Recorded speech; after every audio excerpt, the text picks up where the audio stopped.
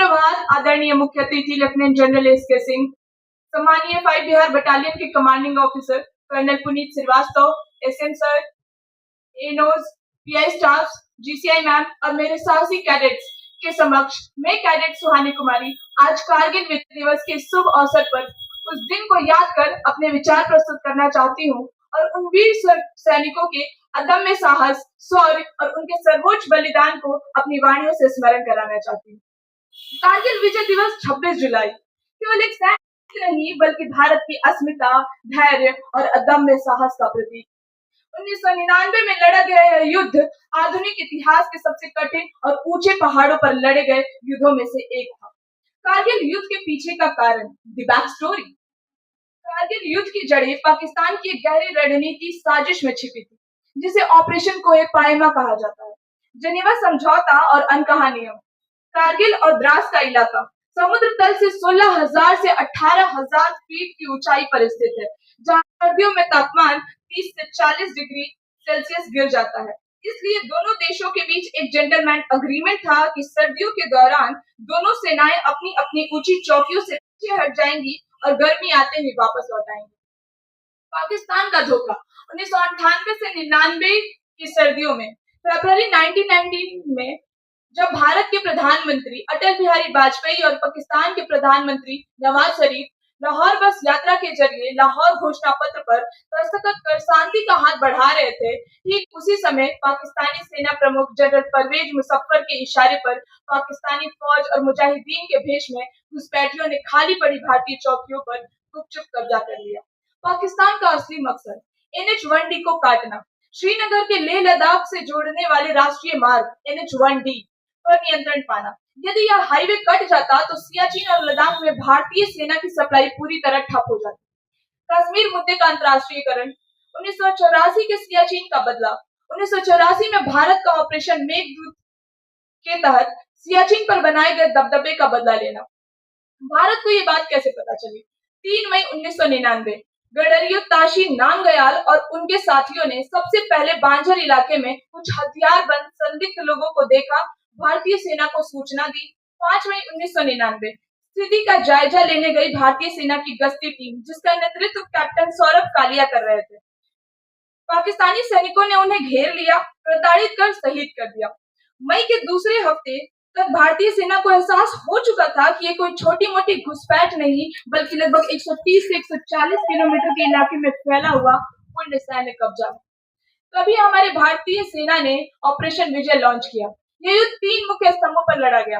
समुद्र तल से 18,000 फीट की ऊंचाई, जहां सांस लेना भी किसी जंग से कम नहीं होता, जहां तापमान -30 डिग्री से नीचे चला जाता है और जहां बर्फीली हवाएं सिर्फ चलती ही नहीं बदन को चीर देती है। भारतीय सेना को बड़े पैमाने पर घुसपैठ का पता चला।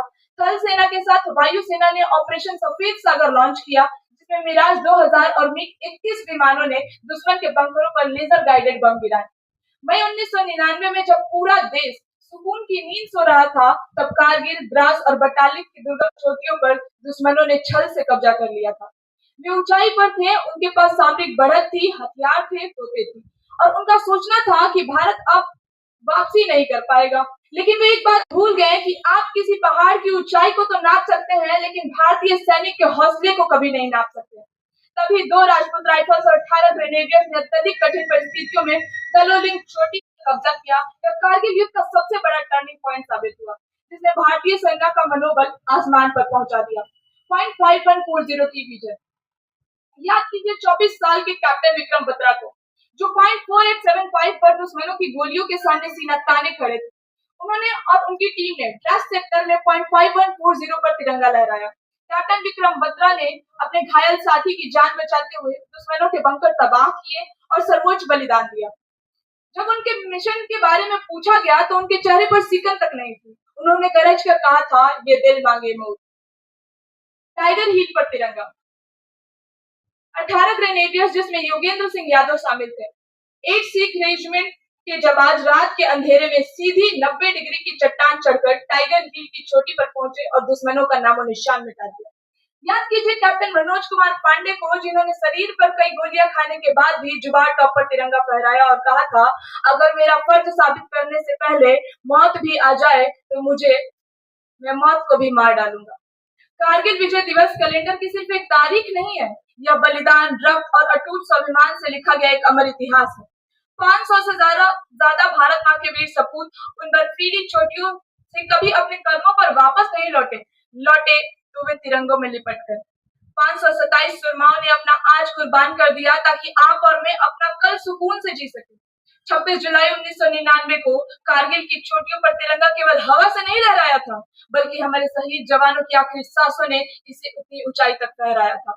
द्रास वॉर मेमोरियल की दीवारों पर लिखा वो वाक्य आज भी गूंजता है, जब तुम घर जाओ तो उन्हें हमारे बारे में बताना और कहना कि उनके कल के लिए हमने अपना आज गवा दिया है। साथियों, बिहार रेजिमेंट की हुंकार, जय बजरंगबली। जब कारगिल की जंग में 1st और 10th बिहार रेजिमेंट के वीर मैदान में उतरे तो द्रास और बडली की घाटियों में केवल एक ही हुंकार गूंजी थी, कर्म ही धर्म और जय बजरंगबली। बटालिक सेक्टर की पॉइंट 4268 और जुबार रीच की वो बर्फीली रात कौन भूल सकता है। मेजर मरियप्पन सर्वनन, जिन्हें कारगिल का हीरो कहा जाता है, बिहार रेजिमेंट के इस जाबाज अधिकारी ने 14,000 फीट की ऊंचाई पर दुश्मनों पर हमला बोला। शरीर में गोलियां लगने के बाद भी वो दुश्मनों को मार गिराकर शहीद हुए। उनका शव 45 दिनों तक बर्फ में पड़ा रहा, लेकिन उन्होंने अपनी भारत मां का सिर झुकने नहीं दिया।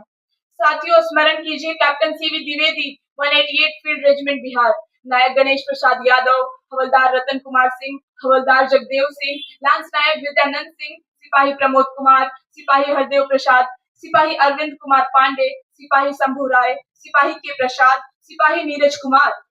कारगिल युद्ध के अदम्य साहस का परिचय देने वाले सर्वोच्च सैन्य सम्मान परमवीर चक्र से सम्मानित वीरों के नाम मैं आप लोगों को बताना चाहूंगी। शहीद वीर योद्धा कैप्टन विक्रम बत्रा, मरणोपरांत 13 जेके राइफल्स। कैप्टन मनोज कुमार पांडे, मरणोपरांत 1/11 गोरखा राइफल्स। सूबेदार मेजर योगेंद्र सिंह यादव, 18 ग्रेनेडियर्स। सूबेदार संजय कुमार, 13 जेके राइफल्स। उन वीरों के रक्त में स्वाभिमान था, उनकी आत्मा में स्वतंत्रता और उनके हृदय में राष्ट्र के प्रति असीम प्रेम था। उन्होंने मानव को परे रखकर एकता और अखंडता के लिए अपना सब कुछ न्यौछावर कर दिया। उनके वक्षस्थल में भगत सिंह की क्रांति और चंद्रशेखर आजाद का संकल्प था। इस युद्ध ने अपने 527 वीर जवानों को खोया और 1363 से ज्यादा जवान घायल हुए। 26 जुलाई को प्रतिवर्ष कारगिल विजय दिवस मनाया जाता है, ताकि हम अपनी सीमाओं की संप्रभुता की रक्षा करने वाले उन अमर शहीदों के सर्वोच्च बलिदान को नमन कर सके। आज उनके इस सर्वोच्च बलिदान के सामने खड़े होकर आइए हम वादा करें कि उनकी शहादत को हम व्यर्थ नहीं जाने देंगे। हम सीमा पर भले ही ना लड़ सके, लेकिन सच्चाई, एकता और देश प्रेम से एक राष्ट्र की सेवा जरूर करेंगे। धन्यवाद। जय हिंद, जय भारत।